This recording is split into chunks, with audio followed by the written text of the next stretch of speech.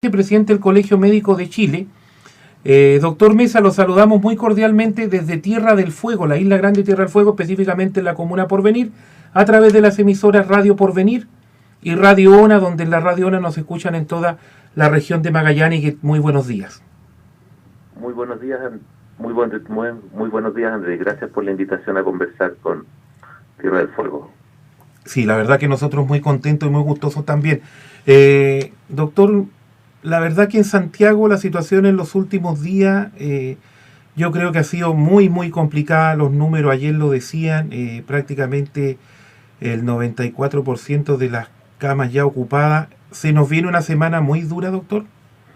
Muy complejo, y bueno, y hay varios hospitales de Santiago que ya están en un 100%.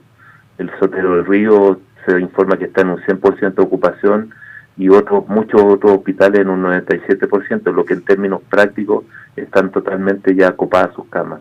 En la práctica eso es lo que están viviendo los colegas, que está muy complicado, y para ver qué pueden hacer, cómo pueden manejar a muchos pacientes que están llegando a los servicios de urgencia, que están muy graves, muy delicados, y requieren ser hospitalizados en unidades de manejo de pacientes críticos.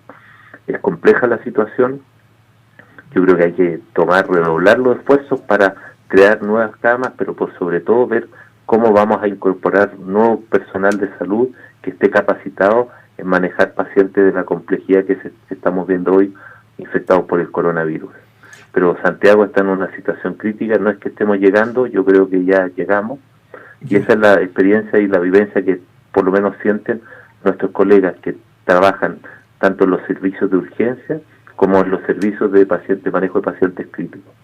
Y esto en la práctica se traduce que normalmente, y lo óptimo es que los pacientes sean manejados en una unidad de pacientes críticos, ya sea UTI o UCI, pero nosotros, de acuerdo al informe que hace diariamente la Sociedad Chilena de Medicina Intensiva, tenemos más de 200 pacientes que hoy están graves, sometidos a ventilación mecánica invasiva. Es decir, ¿qué significa invasiva? Que son pacientes que requieren alto requerimiento de apoyo tecnológico de las máquinas para poder respirar, y 200 de ellos están manejándose en los servicios de urgencia, lo que no es lo óptimo, o también se están manejando en pabellones quirúrgicos, en las salas de recuperación, con máquinas ventilados, con máquinas de anestesia, o que están siendo tratados en unidades de pediatría que se convirtieron en manejo de pacientes adultos. Eso demuestra claramente lo grave que es la situación acá en Santiago. Ahora, seguramente va a ser tan grave que va a venir a esa decisión que ningún médico, yo creo, en la vida quisiera estar, que va a ser la decisión a quién conecto y a quién no conecto, porque la otra pregunta que yo me hago, no sé si dentro del poco conocimiento que uno pueda tener, ¿qué es lo que pasa cuando llega un enfermo que no es de COVID-19 y llega en la misma situación de gravedad?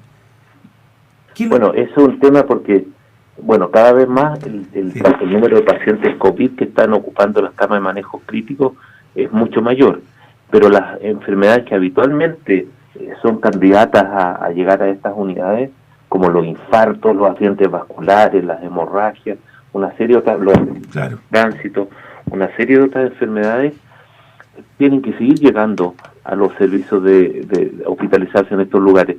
Y en esa misma dirección, por eso se han ido suspendiendo, y tengo entendido que ya están totalmente suspendidas las cirugías de urgencia, o sea, las cirugías electivas, puesto que el riesgo de que alguien se opere de una patología que no es urgente, de que pueda complicarse aunque es bajo, puede existir, y no siempre vamos a tener la certeza de que vamos a disponer de camas en unidades de tratamiento intensivo para el manejo de esas complicaciones. Por eso mismo, se supone que esta semana va a ser muy dura, porque esta semana ya se cumple más o menos el plazo de que empezó a manifestarse un aumento significativo de casos, que estábamos de un número bastante estable tiempo atrás, y después ya llegamos a los 4.000 y tantos casos. Esta semana probablemente de esos pacientes que se diagnosticaron hace una semana en forma masiva, probablemente vamos a empezar progresivamente a tenerlos con complicaciones graves que requieran hospitalización. Ahora se produce un fenómeno, no sé si será fenómeno, para nosotros sí, pero quizás para usted algo normal.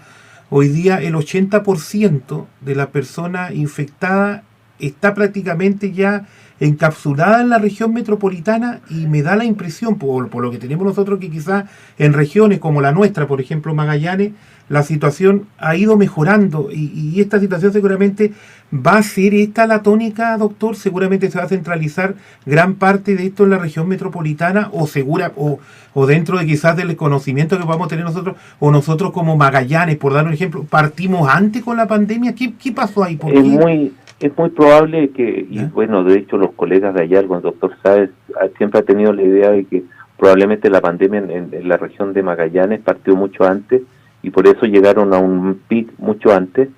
Pero lo importante, independiente de que ahora estén en un mejor que antes, deben tomar o mantener las mismas precauciones para no contagiarse, puesto que esto va a permitir que si en otras ciudades o en otras regiones como Santiago la situación empeora, probablemente la región de Magallanes va a tener que darnos el apoyo en términos de infraestructura y ventiladores mecánicos para poder tratar a los pacientes. Por lo tanto, es fundamental que se sigan cuidando. No sabemos a ciencia cierta cuál va a ser el comportamiento en cada región, cuál va a ser el comportamiento del virus. Por lo tanto, siempre debemos mantenernos con la guardia atenta, de tal modo de tomar todas las precauciones para evitar un rebrote en el caso de Punta Arenas. Ahora en Santiago recién está comenzando la infección masiva de las comunas donde vive el mayor número de santiaguinos, y que además esto coincide que son comunas que no tienen las condiciones adecuadas como para mantener los aislamientos, las cuarentenas. Son comunas muy vulnerables, con mucho hacinamiento, con muchas personas con enfermedades agregadas, problemas a los pulmones, al corazón, problemas de obesidad y sobrepeso, y por lo tanto ahora recién estamos viendo la parte más dura de la epidemia en Santiago, y por eso estamos muy preocupados qué va a pasar de aquí en adelante. Pero paralelamente, por un lado, nosotros vemos cuál es el esfuerzo que se está haciendo para aumentar el número de pacientes, de camas de pacientes críticos, pero nosotros necesitamos también que la comunidad se cuide. En Santiago aún vemos un número enorme de personas que andan circulando en las calles a pesar de que estamos en cuarentena. Por lo tanto, nuestro llamado como colegio médico es insistir a la comunidad: tenemos que cuidarnos. Hay mucha gente que se ha arrepentido, mucha gente cree con cierto nivel de arrogancia que no se van a infectar porque son jóvenes, por lo que sea, o unos porque francamente se consideran que son choros, por así decirlo. Pero nosotros vemos hospitalizados gente joven, incluso sin ninguna otra enfermedad que pudiese ser un factor de riesgo, y que están llegando a las unidades de pacientes críticos graves, y algunos de ellos han fallecido.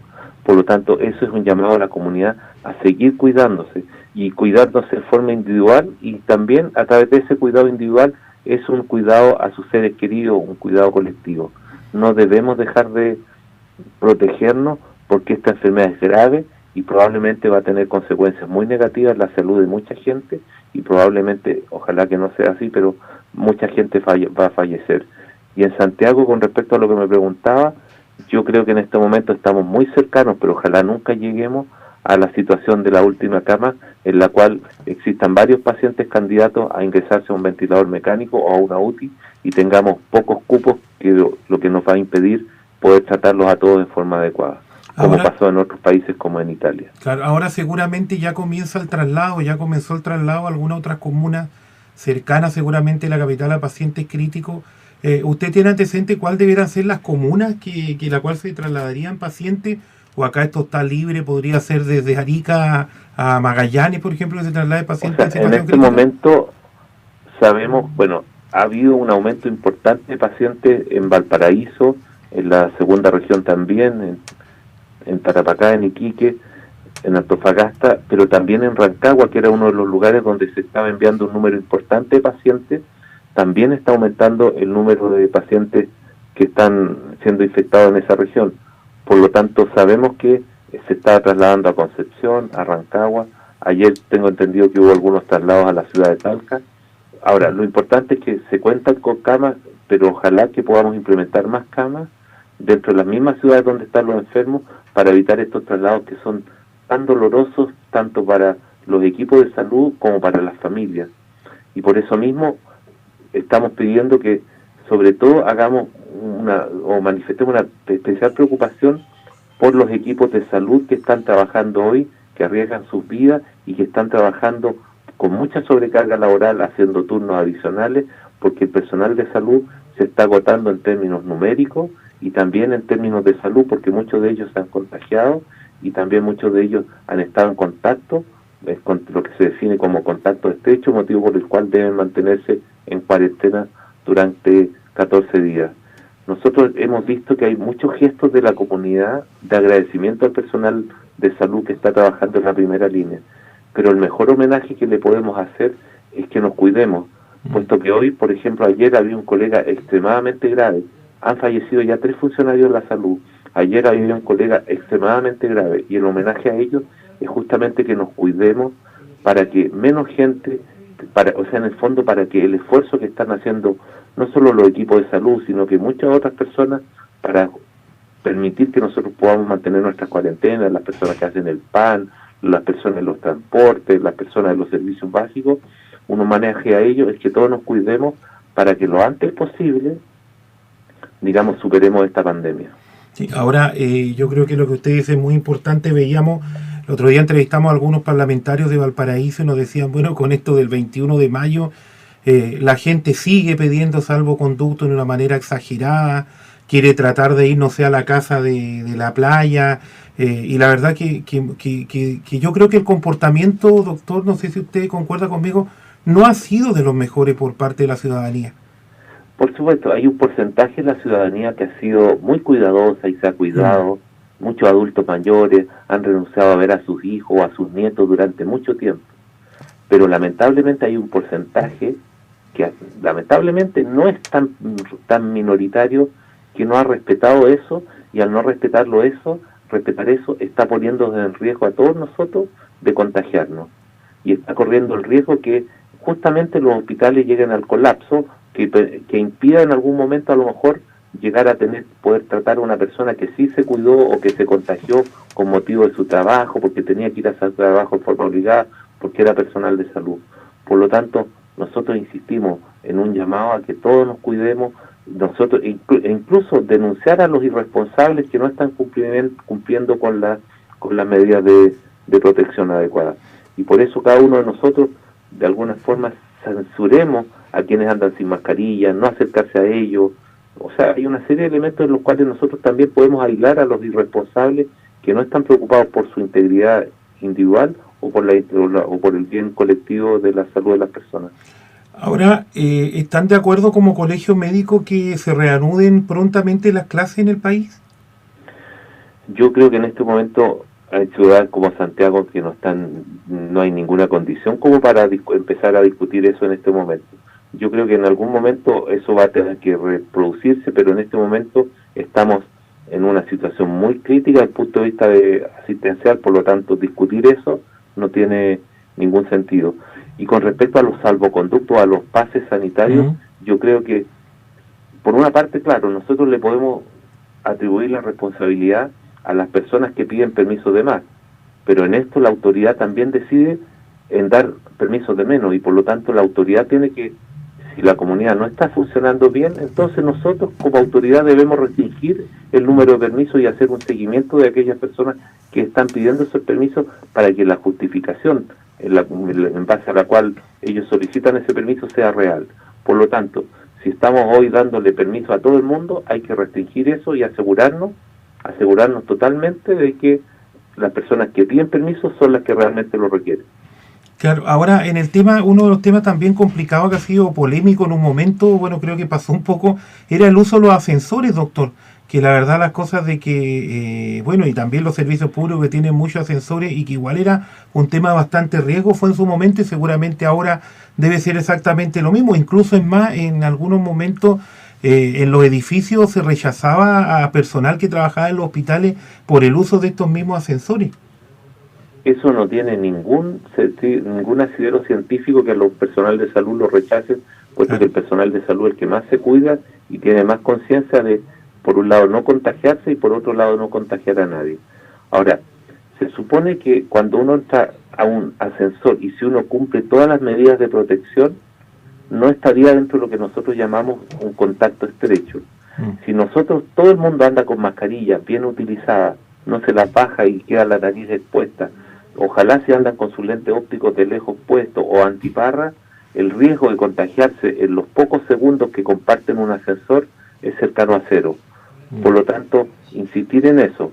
Pero obviamente un llamado a la comunidad es que las personas más jóvenes y son más saludables y tienen la posibilidad de subir por las escaleras, lo hagan también para permitir que las personas con algún tipo de discapacidad o que son adultos mayores y que no puedan subir varios pisos, darle prioridad a ellos, más que por el riesgo de contagio, para que el servicio del ascensor sea más expedito para estas personas. Por lo tanto, el llamado a las personas más jóvenes, que ojalá en la medida de lo posible usen las escaleras y no los ascensores. Pero les reitero que si todos van con mascarilla, todos después de tocar las teclas de los ascensores se ponen alcohol gel o llegan a hacer su lavado de manos en forma abundante con jabón, los riesgos de contagiarse son mínimos. En general los riesgos están dados cuando uno entra en contacto con personas que no están cumpliendo las medidas de protección y que probablemente uno no sabe que están contagiadas. Por lo tanto, uno siempre debe pensar que en la calle, en la casa, en el trabajo, en todas partes, todas las personas con las que uno está están contagiadas, y pensar también que uno está contagiando, por lo tanto uno también tome las medidas de protección para el resto y las medidas de protección para uno mismo. Y en eso, por ejemplo, en los lugares de trabajo, uno de los lugares donde mucha gente se puede contagiar es que almuerzan o toman un cafecito, un té todos juntos, y en ese momento todos relajan las medidas de protección, se sacan las mascarillas y consumen alcohol, se comen un sándwich o almuerzan. Eso hay que evitarlo. Ojalá almorzar solo en los trabajos y en el menor tiempo posible, y si tienen que sacarse la mascarilla, que no ande nadie cerca de ustedes a menos de 1 metro y medio. Sí. Ahora también los municipios han estado utilizando ya hace bastante tiempo el tema de la sanitización de parques, calles, etcétera, etcétera, etcétera, con este producto que se llama amonio cuaternario. La verdad las cosas que, según lo que nosotros tenemos entendido, o si no me corrige, doctor, hace unos días atrás la autoridad sanitaria como que estaba prohibiendo este químico utilizarlo en las calles. O sea, tengo entendido que la OMS no lo recomienda, puesto que no está claro que el beneficio sea mayor que los daños potenciales que pueda tener. Por lo tanto, en ninguna parte en forma seria se ha promovido estos túneles de sanitización que se propusieron en algunos malls acá en Santiago, o esta sanitización de las calles. No está claro que sirva, y sí existe, pero por otro lado sí sabemos que existen riesgos de que puede ser tóxico para algunas personas particularmente sensibles a uno de los componentes de estas sanitizaciones. Por lo tanto, eso en ningún caso, más allá de que sirvan o no sirvan, en ningún caso reemplazan a las medidas que uno debe tomar para protegerse. Lavado de manos frecuente, salir a la calle solamente si es estrictamente necesario, el uso permanente de mascarillas. Ahora, en ese sentido, sí hay que reconocer, lo digo yo en forma personal, por los municipios de esta región, que muchos hicieron una inversión sobre eso, y la verdad que ahora se le dice, no, mire, parece que no se puede, y en ese sentido esta decisión podría haber venido mucho antes y podrían haberse evitado los municipios poder adquirir este producto que tampoco es de un bajo costo. Bueno, por eso nosotros creemos, y es el llamado que hacemos el colegio médico, es que las medidas que tengan que ver con la salud pública las tomen las personas que correspondan, con la asesoría de personas especializadas en el manejo de pandemia. Acá no se trata de lo que el alcalde de turno crea que es conveniente o no, acá se trata que en salud se deban tomar las decisiones que sirvan, y para eso hay que acudir a la evidencia científica. Y eso es fundamental, porque no es menor.